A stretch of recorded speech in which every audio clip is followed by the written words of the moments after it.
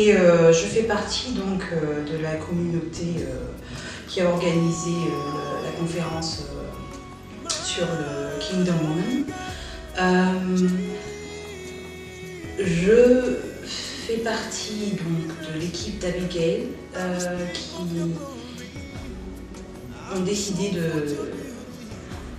justement d'organiser cette conférence. À l'époque où on a pris cette décision, moi ce qui m'a vraiment inspirée à travailler et à tout faire pour que ça ait lieu, c'est le fait qu'il s'agissait de tendre la main vers l'extérieur, de sortir de notre petit trou et de vraiment aller vers la communauté allemande qui nous entoure, sortir de notre cachette, si vous voulez, et de tendre la main et d'essayer justement d'avoir un impact sur Leipzig. Et de changer quelque chose. Nous n'avons pas souvent les moyens, même si on voit des choses qu'on voudrait changer.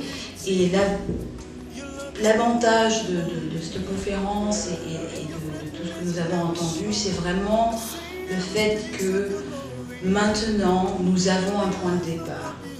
Si petite que soit notre église, nous avons un point de départ, c'est-à-dire que nous allons travailler avec la Andreasgemeinde, qui ont déjà des contacts, qui font déjà beaucoup de choses, et c'est vraiment, enfin moi j'ai trouvé ça fabuleux, et d'un autre côté plutôt fou, de voir que deux églises côte à côte, nous sommes vraiment côte à côte dans le même bâtiment, l'Andreasgemeinde et notre église, et pourtant nous ne savons pas ce qu'ils font.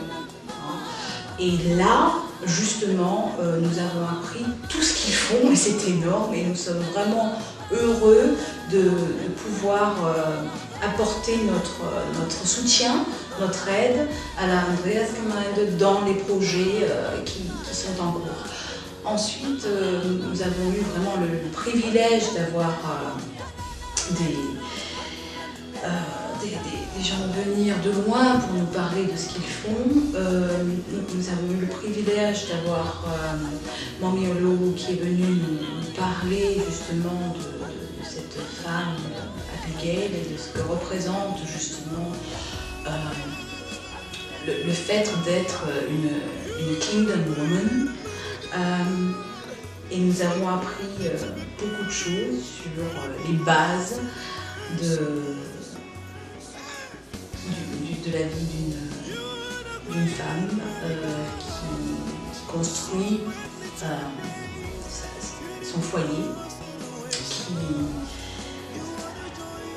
qui élève ses enfants, qui traverse bien sûr des moments difficiles, et comment nous retenir, nous, en tant que femmes, sur le droit chemin, comment ne pas perdre patience et rester constant.